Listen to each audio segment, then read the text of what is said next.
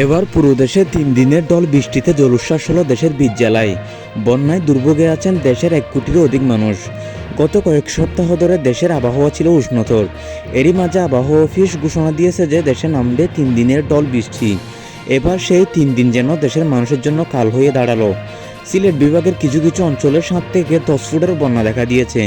ঠিকমতো খাবার পৌঁছাচ্ছে না বন্যার্তদের কাছে। সব কিছু মিলিয়ে খারাপ একটা অবস্থা বাংলাদেশের। দেশের আবহাওয়া অফিস আরও জানিয়েছে এই জুন বৃষ্টি কমপক্ষে আরও 2 দিন থাকবে। ততদিন পর্যন্ত দেশের বন্যার্ত মানুষদের অবস্থা কী হবে?